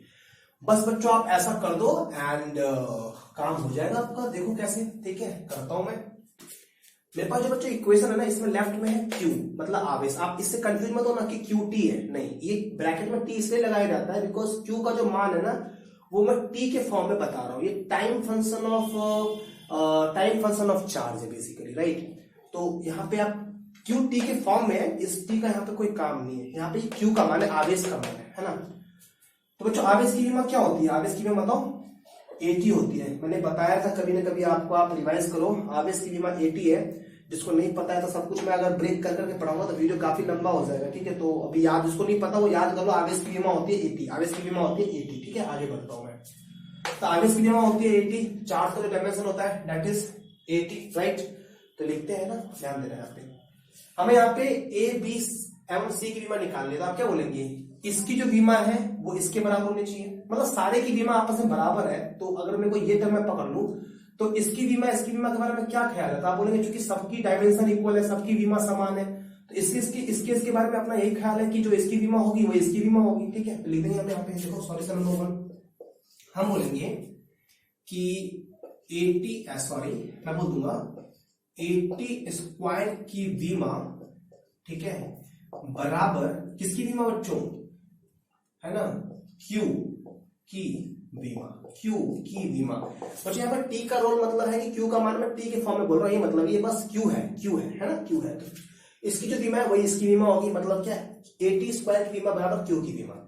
अब Q की बीमा आप क्या जानते हो, आप जानते हो यार Q की बीमा होती है 80, तो आप ये लिख दो, है ना, Q की बीमा हो गई 80। बच्चों A की बीमा हमको चाहिए तो A पकड़ लिया हमने, ठीक है। 80 स्क्वायर की बीमा, तो A की बीमा तो आपको पता नहीं निकालना है ना, और T मतलब टाइम, टाइम की बीमा क्या होता है, टाइम की बीमा बच्चों T होती है, तो T और T मतलब स्मॉल t, टाइम की बीमा T हो गई, T का स्क्वायर, तो यहाँ पे T का स्क्वायर लगा दो, ठीक है। ओके, अब बच्चों A का डायमेंशन चाहिए, A को पकड़ो, है ना, T स्क्वायर को बट्टा में कर दो, T हो गया अपना 80 अपॉन T स्क्वायर बट्टा में, ठीक है। तो यहाँ पे क्या हो जाएगा, T से कैंसिल, तो आप बोलेंगे यार A इज इक्वल टू क्या रहेगा, A T ऊपर कर दो, T माइनस 1 80 इनवर्स, ठीक है। तो बच्चों ये हो गया dimension of constant term A, ठीक है, A की बीमा हो गई। ऐसे अगर मैं आपसे पूछूं कि यार आप मुझे B की बीमा बता दोगे ना, क्या बोलेंगे आप, dimension of BT should be equal to dimension of QT। जैसे आपने बच्चों यहाँ पे किया बिल्कुल वैसे आप कंपैरिजन कर लेंगे, तो क्या बोलेंगे आप, नंबर 2 नहीं है, फर्स्ट पे पार्ट आप बोलेंगे अगेन, ठीक है, क्या BT की बीमा बराबर किसकी बीमा, Q की बीमा, दैट्स इट, ठीक है, ऑलराइट। तो बच्चों BT में क्या है, B का तो पता नहीं हमको निकालना है, T का क्या होता है, T का T होता है, ठीक है, Q का क्या होता है, Q का AT होता है। तो यहाँ पे T से T कैंसल, तो B की बीमा बच्चों क्या देगा, B की बीमा वही हो जाएगी जो A है, ठीक है ना। तो B की बीमा हो जाएगी बच्चों A, तो ये हो गया अपना आंसर, ठीक है, कोई दिक्कत नहीं है, ऑलराइट। इसी प्रकार बच्चों C की बीमा पूछूंगा मैं, आप तो आप बोल देंगे यार C की जो बीमा होगी ना, C की बीमा इज इक्वल टू Q की बीमा, ठीक है। तो C की बीमा, तो C का तो C है, तो C को C छोड़ दिया मैंने, Q का क्या होता है, Q का AT होता है। तो बच्चों कुछ करने वाला है नहीं, यही हो गया अपना आंसर, तो C की बीमा हो गई थी। समझ में आ गया ना बच्चों, देख लो, ठीक है, बढ़िया तरीके से। थोड़ा अगर कहीं कहीं पे और लगे दोबारा से पीछे करके हल्का सुना करो तो कॉन्सेप्ट क्लियर हो जाएगा कि क्या बोला मैंने यहाँ पे, ठीक है। ओके, तो बच्चों ये क्वेश्चन का फर्स्ट पार्ट था, आपको समझ में आ गया, ठीक है। चलते हैं हम लोग अपने सेकंड पार्ट की ओर, और सेकंड पार्ट में देखते हैं क्या करना है हमको, ठीक है। सेकंड में बोल रहे हैं वो कि ऐसा ही परिस्थिति में बच्चों ABC के मान दिए हुए 5, 3 और 1, और t बराबर 5 सेकंड में वो हमसे धारा मांग रहे हैं कि करंट बता दो। तो ये फर्स्ट पार्ट को आप उतारो एंड सेकंड पे चलते हैं बच्चों, ठीक है।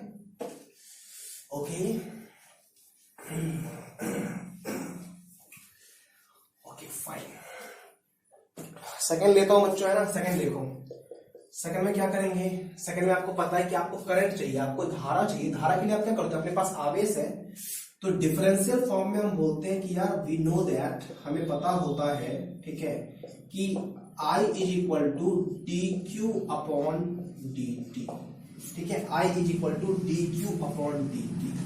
तो I बराबर, ठीक है, यहाँ पे आप बोल देंगे कि यार D और Q की जो वैल्यू है, क्योंकि ये वैल्यू है ना, इसको यहाँ Q के स्थान पे पुट कर देंगे तो अपने को मिल जाएगा A T square plus B T plus C upon कितना, अपॉन डी टी, राइट।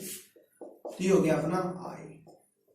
बच्चों यहाँ पे जिसको डिफरेंशिएशन नहीं आता ना, वो थोड़ा यहाँ पे फंसेगा और हो सकता है कि उसको कुछ डाउट यहाँ पे रह जाए। ये मैं पहले आपको बता देता हूँ, क्योंकि मुझे पता रहता है ना कि आप कहाँ पे फंस सकते हो। तो जिसको डिफरेंशिएशन में डाउट है उसका रह जाएगा इस सवाल, कोई बात नहीं। अगर ये सवाल आप पर रह जाए ना, तो मैं यहाँ पे देखो बार बार सारी चीजें बताऊंगा, मैं आप डिफरेंशिएशन यहाँ पे बगल में पढ़ाने लगोगे, देखो ऐसा ऐसा होता है तो बहुत प्रॉब्लम है, ठीक है। तो आप समझो, मैं समझाता हूं। अगर आपको लगता है कि नहीं समझ में आया तो कारण वही होगा कि आपको डिफरेंशिएशन में बहुत प्रॉब्लम है। तो आप जब मैथ्स में आप डिफरेंशिएशन पढ़ लेंगे ना, तो फिर दोबारा वीडियो पे आना, आप समझ जाओगे, ठीक है। देखो बच्चों यहाँ पे क्या करेंगे, अगर लिख देता हूं मैं इक्वेशन, आपको पता है कि फॉर्मूला होता है अपने पास ये वाला, D X power N D X की इक्वल टू होता है N X power N minus one, ठीक है, ये होता है। अगर कोई बोलता है D 5x power 4 upon D X, ठीक है, तो यहाँ पे 5 को हम बाहर निकालते हैं, 5 बाहर, D X power 4 D X, ठीक है, ये 5। अब इसको जो है ना, इसको हम इस फॉर्मूला के अकॉर्डिंग करते हैं पुट, तो एन यहाँ पे एन का मान क्या है, 4 है, 4x 4 माइनस 1 3, ये हो गया 5 चौक 20 एक्स पावर 3, ऐसा कर देते हैं बच्चों, है ना। अगर अपने पास ऐसे हो डी 5 बटा डी एक्स, तो यहाँ पे 5 है, 5 के बाद कुछ है नहीं ना, तो ये कांस्टेंट है, तो कांस्टेंट में ऐड क्या होता है, आंसर 0 हो जाता है। तो ये मैंने जल्दी जल्दी बता दिया बच्चों, देखो, है ना, देखो यहाँ पे। अब बच्चों इसका होगा डिफरेंशिएशन, तो इसको पहले मैं ब्रेक कर देता हूँ, ब्रेक कर दूं, डी ए टी स्क्वायर, ठीक है, बट्टा में क्या था, बट्टा में डी टी था, प्लस डी को बी टी से करूंगा तो क्या यहाँ पे डी बी टी अपॉन में क्या डी टी, राइट। अगला मैं डी को सी से, तो यहाँ पे जाएगा D C upon D T, कर दो सॉल्व। आगे ले चलेंगे बच्चों, इसको मैं बोल दूंगा आगे, देखो आगे नीचे आ रहा है क्या, तो यहाँ बच्चों क्या करूंगा, जैसे ये अपना ए है ना, तो ये ए कांस्टेंट है, तो ए को बाहर निकाल दिया, ठीक है, ए को मैंने क्या कर दिया, बाहर निकाल दिया। अंदर देखो बच्चों डी टी स्क्वायर का डी टी स्क्वायर बटा डी टी का क्या हो जाएगा, यहाँ पे एन का मान, ये एन 2 है, यहाँ पे 2 और टी माइनस 1 टू टी, तो यहाँ पे डी टी स्क्वायर का हो जाएगा बच्चों कितना, 2t प्लस बी को बाहर निकाल दो। जब आप बी को बाहर निकालोगे तो डी टी रह जाएगा, जो कि कट जाना है, तो डी टी कैंसिल, तो आप छोड़ दो इसको, है ना। यहाँ पे बी को आपने क्या कर दिया, बाहर निकाल दिया। प्लस बच्चों यहाँ पे सी है, टी जैसा कोई टर्म है नहीं, तो सी कांस्टेंट है, इसका कितना देगा, 0, तो बात खत्म फिर, है ना। ये कितना बन गया, अपने पास बन गया, इसको मिटा रहा हूं बच्चों में, ठीक है, अपने पास आ गया यहाँ पे बच्चों, है ना, आई इज इक्वल टू, तो सिस्टमैटिक लिख रहा हूं, 2a_t, ठीक है, 2a_t प्लस कितना है बच्चों, प्लस आ गया b। ये बच्चों हो गई आई की इक्वेशन। अब वो जो मान ले रहा है ना, उस मान को यहाँ पुट करो, लगाओ, करंट आ जाएगा। देखो ए बराबर क्या बोल रहा है, वो ए बराबर बोल रहे हो 5, टी बराबर कितना बोल रहा है, वो टी बराबर बोल रहा है 1 सेकेंड 5, यहाँ पे बी भी है ना, बी बराबर कितना बोल रहे हैं, बी बराबर बोल रहे हैं वो 3, तो बस मान पुट कर दो। So I is equal to, I at T equal to 5 second, ये हो जाएगा बच्चों 2। ए का मान कितना, ए का मान है भाई 5, टी का मान कितना, टी का मान बच्चों कितना है 5, और बी का मान कितना है, बी का मान है यार 3, तो 25 2 50 एंड 53, मात्रा क्या होता है इसका, एम्पियर, ठीक है बच्चों। अच्छा सवाल था, है ना, काफी कॉमन टाइप ऑफ क्वेश्चन है, मैं इसको टफ तो बिल्कुल नहीं बोलूंगा, ठीक है, बट इंटरेस्टिंग क्वेश्चन है, और कहीं ना कहीं आपको दिखेगा किसी न किसी कॉम्पिटिटिव एग्जाम में। तो देख लो बच्चों, रिवाइज करो इसको, है ना, उतारो। इस टाइप का मैं सवाल दूंगा, मैंने बता रखा है, ठीक है, टेलीग्राम जैसे खत्म होगा, टेलीग्राम पे बच्चों क्वेश्चन दूंगा प्रैक्टिस के लिए, ऐसे वाले, ठीक है, क्वेश्चन विद आंसर आप बनाना एंड देखना कि आपको कितना आ रहा है कितना नहीं आ रहा है, ठीक है। कोई डाउट हो वीडियो को दोबारा देखना, और फिर भी कोई डाउट हो तो कमेंट में बताना मुझे, तो होगा तो मैं आपको कोई एक सेपरेट वीडियो बना के प्रयास करूंगा कि दोबारा समझा दूंगा, कोशिश करूंगा बच्चों, ठीक है। बट उतारो इसको, अगला सवाल लेंगे, ठीक है।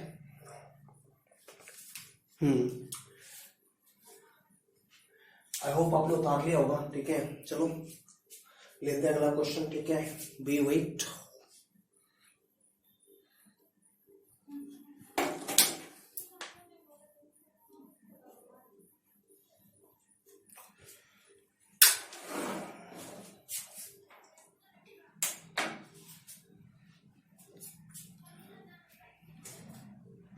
ओ सवाल उल्टा हो गया क्या? एक सेकेंड यार, यहाँ पे आई कर लो, ठीक है। गुजरने वाली धारा पहले 10 सेकंड में प्रवाहित, ठीक है,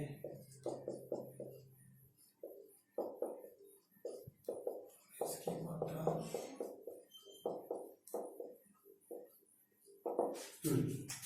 तो बच्चों ये रहा आपका अगला क्वेश्चन, है ना। पढ़िए इसको, क्या है, क्या दिया हुआ है, and how can you deal with such kind of question.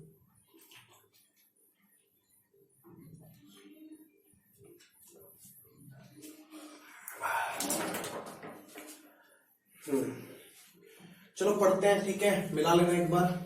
लिखा हुआ है बच्चों, यदि चालक से गुजरने वाली धारा का समीकरण, ठीक है, current, electric current, right. Question is, यदि चालक से गुजरने वाली धारा का समीकरण I बराबर 2 + 3t, right, I current I बराबर 2 + 3t हो, तो पहले 10 सेकेंड में, है ना, पहले 10 सेकेंड में प्रवाहित आवेश की मात्रा ज्ञात करें, है ना बच्चों, हमको आवेश की मात्रा निकालनी है। तो क्या करेंगे बच्चों, एक बार फिर से वैसे ही जैसे इससे पहले वाले क्वेश्चन में डिफरेंशिएशन का यूज था, है ना। इस क्वेश्चन में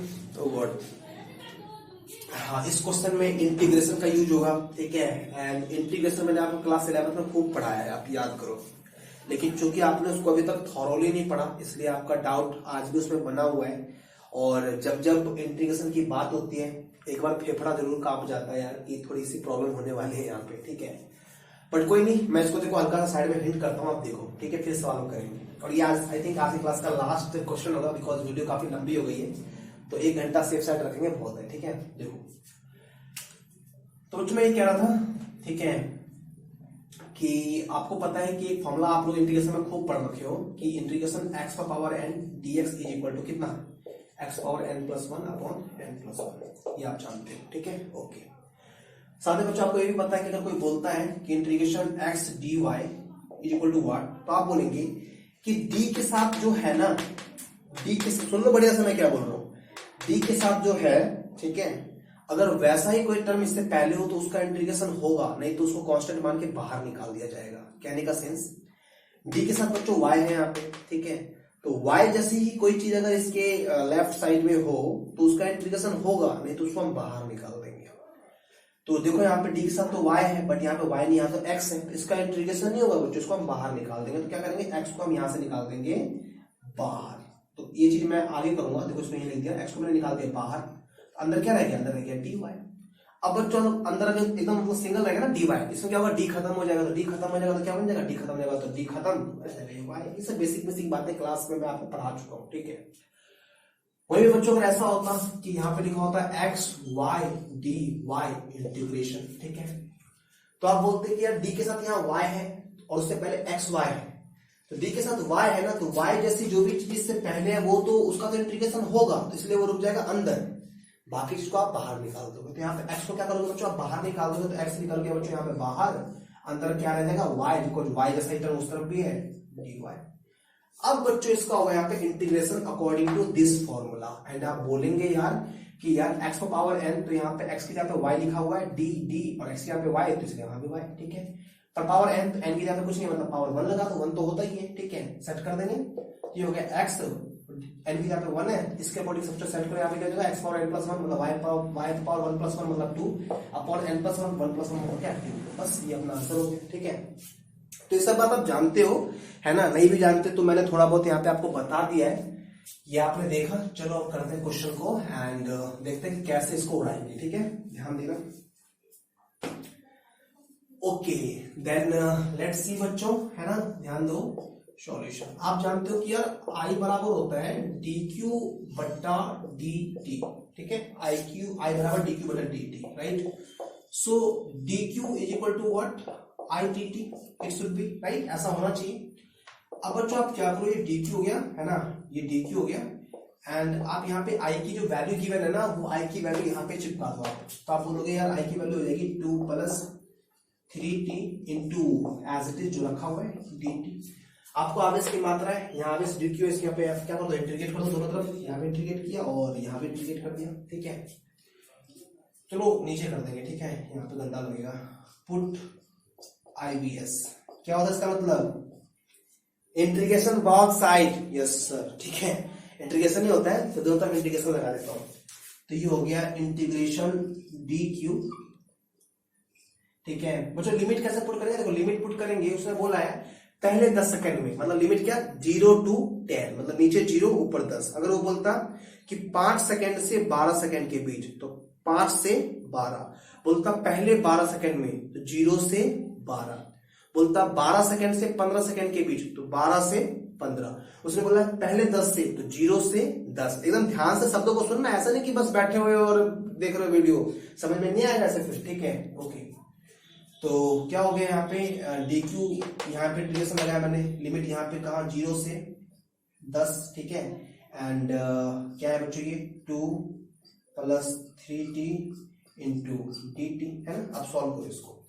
यू नो दैट बच्चों यहाँ पे DQ है तो D खत्म हो जाना है, क्या रहेगा, Q रह जाएगा भाई, है ना, Q रह जाएगा, ओके।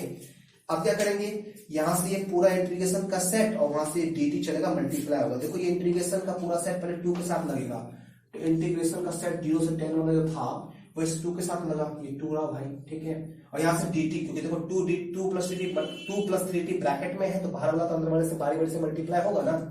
तो इंटीग्रेशन का सेट एक बार 2 से लगा और यहाँ से dt भी इसके पास आ गया, तो 2 and what dt, ओके। अभी इंटीग्रेशन का पूरा सेट 3t के साथ, तो लगाओ यार, इंटीग्रेशन 0 से कहां तक, 10। अंदर में क्या बच्चों 3t है, ये हो गया अपना 3t, और वहां से क्या, वहां से dt, तो ये हो गया बच्चों अपना क्या। अब इसको बच्चों आपको जो बेसिक स्किल है ना आपके पास इंटीग्रेशन करने की, वो लगाओ। एंड ये सवाल आपके हाथ में होगा, ठीक है। ये हो गया Q, यहाँ पे आपको पता है D के साथ T है, तो T जैसी कोई टर्म रहेगी, मैं बता रहा था ये बात यहाँ पे, है ना। और मैं पहले भी कई बार ये बता चुका हूँ, तो ज्यादा कुछ हाई स्टैंडर्ड की यहाँ पे इंटीग्रेशन है नहीं कि आप मरे जाओगे। यहाँ पे आसान पॉइंट है, तो कोई प्रॉब्लम नहीं होना चाहिए आपको। अभी मैंने बताया यहाँ पे कि D के साथ T है, तो T जैसी कोई टर्म होगी तो उसका इंटीग्रेशन होगा, नहीं तो वो बाहर निकाल देंगे। तो बच्चों T जैसी कोई टर्म कहाँ है, यहाँ पे 2 है ना, तो 2 को आप बाहर निकाल दो, 2 आपने बाहर निकाल दिया, अंदर रह गया dt, लिमिट फ्रॉम 0 to 10, ठीक है। यहाँ बच्चों D के साथ T है, तो T वाला तो अंदर रहेगा, बाकी बाहर आ जाएगा, तो बाकी कौन है, 3 को बाहर निकालो, 3 बाहर, 0 से कहां तक, 10 तक, T + tt, ओके। अब मेरे प्यारे बच्चों क्या करेंगे आप, ये Q है ना, ये हो गया 2, ये Q है बच्चों, Q और 2 में आप डिफरेंशिएट कर लेना। dt का क्या हो जाएगा, dt को जाएगा यहाँ पे T, है ना। लिमिट कहां से कहां, 0 से 10। बच्चों जब तक लिमिट की वैल्यू पुट नहीं करते, लिमिट हटता नहीं है, ऐसा नहीं कि भूल में आप लिमिट भूल जाना, ठीक है। ये 3 हो गया। अब t पे पावर कुछ नहीं, मतलब 1। अब इसका फॉर्मूला लगाओ, तो फॉर्मूला पता भी रिकॉल किया था, वीडियो थोड़ा पीछे करके देख लेना, है ना। फॉर्मूला क्या होता है, x पर पावर n + 1, तो t पे पावर 1 + 1 मतलब 2, 1 + 1 मतलब 2, from where to where, from 0 to 10, right, okay. Limit डालो बच्चों, लिमिट बोल देंगे q = 2। अब t के स्थान पहले अपर लिमिट, तो t अपर लिमिट 10 है, तो t के स्थान पर 10, फिर अपर लिमिट पुट करने का तो माइनस देते हैं, फिर t के स्थान पे लोअर लिमिट 0, यहाँ पे 0 कट गया, ये प्लस, ये 3, t के स्थान पे अपर लिमिट, यहाँ पे 10 का स्क्वायर कितना, 10 का स्क्वायर 100 बट्टा में 2, और फिर बच्चों माइनस में t के स्थान पे 0 पुट करूंगा, फिर 0 बट्टा कुछ भी, तो वो 0 ही होना है, छोड़ देता हूँ उसको, ठीक है, खत्म, ठीक है। तो अब आगे और लिखता हूं मैं, आगे मिल जाएगा अपने को Q = वहां पे फ्लैश आ रहा है क्या, थोड़ा नीचे कर देते हैं, ठीक है। हाँ, Q = यहाँ पे 2, यहाँ पे 2, ठीक है। 10 - 0 कितना होगा बच्चों, 10, ठीक है। फिर ये प्लस, और यहाँ पे देखो 2 से काटोगे तो 50 आ जाना है ना, 50, और 3 को 50 से मल्टीप्लाई करोगे, 3 × 50 150, यहाँ पे 150 हो गया, ठीक है। तो 2 2 के 20 और 150 कितना बच्चों, यहाँ पे देखो 170, इसका मात्रक आप जानते हो आगे से कितना होता है, कूलाम होता है। तो ये हो गया बच्चों अपना क्या आंसर, ठीक है। आई होप बच्चों आपको समझ में आ गया होगा, है ना। और अगर आपको कोई डाउट लगता है तो एज यू नो दैट, एक बार फिर से इसी वीडियो को दोबारा देखो, इस क्वेश्चन के एक्सप्लेनेशन को आप दोबारा सुनो, तो थोड़ा भी अगर बच्चों दिमाग है ना, तो डेफिनेटली आप समझ जाओगे, मुझे ऐसा लग रहा है। बिकॉज देखो है क्या ना, कि अभी जो मैं वीडियो डाल रहा हूं ना, वो बिल्कुल आप लोग को दिमाग में रख के डाल रहा हूं, या वो कोई भी बच्चा जिसको मतलब जो पढ़ने में बहुत कमजोर है ना, जिसका बेसिक्स बहुत कमजोर है, उसको दिमाग में रख के मैं ये वीडियो बना रहा हूं, ठीक है। आई नो कि ये वीडियो बहुत सारे अच्छे बच्चे भी देखेंगे कल फ्यूचर में, हो सकता है, बिकॉज ये हमारे चैनल पे हमेशा रहेगा, ठीक है। तो मैंने ये बिल्कुल उन बच्चों को दिमाग में रख के बनाया है जिनकी बेसिक्स बहुत कमजोर है, ताकि वो बच्चा भी सीख सके। और जिसको आप बेसिक ठीक है बच्चों, तो कोई दिक्कत नहीं है, थोड़ा सा मेरी जो एक्सप्लेनेशन है तो ऑलरेडी उसको बहुत सारी चीजें पहले से आती रहेगी, तो कोई दिक्कत नहीं, वो थोड़ा सा स्किप करके देख सकता है, ठीक है। सब आसान ही है, कोई दिक्कत वाली बात नहीं है, ठीक है। तो ठीक है बच्चों, इतना रहने देते हैं, है ना। आज की क्लास में बहुत किया हमने, है ना, 4 क्वेश्चन किया, बढ़िया बढ़िया, औसम औसम सा, ठीक है। बाकी इन 4 सवालों पे जो प्रैक्टिस क्वेश्चन है 10-12, वो मैं आपको टेलीग्राम पे जैसे ही वीडियो अपना खत्म होगा, ठीक है, मैं अपलोड कर दूंगा। आप इन सारे क्वेश्चंस को बढ़िया से समझो, ठीक है। कोई डाउट आता है तो आप दोबारा देखो, ठीक है। वीडियो कैसा लगा बच्चों आप कमेंट सेक्शन में बताओ। एंड यू नो दैट आपकी फी क्या है यहाँ पे, उस फी को आप देना मत भूलना, बिकॉज यू नो कि बिना गुरु दक्षिणा के अगर आप पढ़ते हो, है ना, तो ये सारी विद्याएं एक हाथ से जाएंगी और दूसरे हाथ से पास आउट, राइट। तो फाइन, ठीक है बच्चों, है ना। कमेंट करके बताना वीडियो कैसा लगा, एंड बढ़िया से रिवाइज करो। और बच्चों हम लोग मिलते हैं कल। आई थिंक मैंने आपसे वीडियो के स्टार्टिंग में टाइम मांगा था कि आपकी क्या टाइमिंग होनी चाहिए, बताना मुझे, ताकि आप लोग एक डिसिप्लिन फॉर्म में पढ़ पाओ। वैसे मैं सोच रहा हूँ कि क्लास की जो आपकी टाइमिंग है ना, वो मैं रख दूं सुबह के 9 से 10 या फिर 12 से 1, ठीक है। इसमें से कोई एक टाइमिंग रहेगा, आप बताना मुझे कौन सा होगा, ठीक है। दूसरी बात बच्चों कि अगर मैं देखूं कि आप सिस्टमैटिक पढ़ रहे हो, ठीक है, आप अगर रेगुलर, क्योंकि आपको मैं बता रहा हूँ कि प्रीमियर मोड में मैं वीडियो डालूंगा, ठीक है। और प्रीमियर मोड में मैं वीडियो डालने के बाद जब वीडियो चलेगी ना, तो आपके साथ मैं भी बच्चों कनेक्ट होऊंगा, और आप एक कमेंट देखो कि आप क्या कमेंट कर रहे हो, और हो सकता है अगर ठीक ठाक कमेंट होगा, कुछ आप पूछोगे, कोई आपकी क्वेरी होगी, तो वहीं पे मैं आपको आंसर भी करूँ, ठीक है। तो मैं देखूंगा कि अगर आप ठीक से पढ़ रहे हो तो ओके, वेरी गुड, आपको वीडियोस लगातार मिलेगी, कोई दिक्कत नहीं होगा, ठीक है। और मैं देखूंगा कि अगर आप लोग हल्के में ले रहे हो, है ना, कि वीडियो में देख रहे हो, सर सामने नहीं है, कोई डर नहीं है आपको, है ना, जैसे मर्जी वैसे कर रहे हो, तो बस वही बच्चा पढ़ेगा जो बढ़िया बच्चा है। और मैं क्या करूंगा, मैं एक सर्टेन टाइम में, जैसा कि मैंने बताया, ठीक है, कि अगर मैं 9 से 10 वीडियो डाल रहा हूं ना, तो 9 से 10 में वीडियो डालूंगा, ठीक है। और प्रीमियर मोड में चला दूंगा उसको, 11 बजे तक वो वीडियो यूट्यूब पे रहेगा, और 11 बजे उस वीडियो को मैं यूट्यूब पर से हटा दूंगा, प्राइवेट कर दूंगा, कोई बच्चा उसको देख नहीं पाएगा। इसका मतलब क्या है, मतलब बच्चों ये हो गया कि जैसे आप लोग कोचिंग नहीं आते हो, है ना, उस टाइम में, जिस टाइम में अभी क्लास होती है ना, तो क्लास आपका छूट जाता है, जो भी कंटेंट में पढ़ा देता हूँ वो मिस हो जाता है, बिल्कुल वही होगा यहाँ पे। क्लास की टाइम अगर 9 से 10 है यूट्यूब पे, तो 9 से 10 आप अपना डाटा मोबाइल का बचा करके, मोबाइल को चार्ज करके 9 से 10 में बैठोगे, मेरा वीडियो मिल जाएगा। आधा घंटा बाय द वे लेट हो गया तो मैंने बोला ना कि 11 बजे तक वीडियो रहेगा, 11:30 12 बजे तक मैक्सिमम वीडियो रहेगा। आप इसको देखोगे बढ़िया से, समझोगे बढ़िया से, एंड उसका फिर कॉपी नोट वोट जो होता है बना लोगे, ठीक है। अगर आप मिस करते हो इस टाइम में, तो ये वीडियो को मैं यहाँ से हटा दूंगा, उस दिन का आपका क्लास छूट जाएगा, फिर आप अगली क्लास में आओगे और देखना। क्लासेस बच्चों अभी लगातार बंद होने वाली है, क्लासेस ऐसी चलेंगी अपने क्लास में, ठीक है, यहाँ यूट्यूब पे। ध्यान से पढ़ना है, ठीक है, नोट बनाना है बच्चों, मैं बार बार बोल रहा हूँ, ठीक है। अच्छे से स्टडी करनी है ताकि बच्चों आपका ज्यादा नुकसान ना हो, ठीक है। और जल्दी, ठीक है, विशेष क्या बोलूं, है ना, मिलते हैं अगली क्लास में। और स्टार्ट करता हूं मैं simple circuit, chapter number 6 of our syllabus and chapter number 2 of electricity, ठीक है। थैंक यू सो मच बच्चों, बिठा लीजिए इसको, है ना, बढ़ते आगे।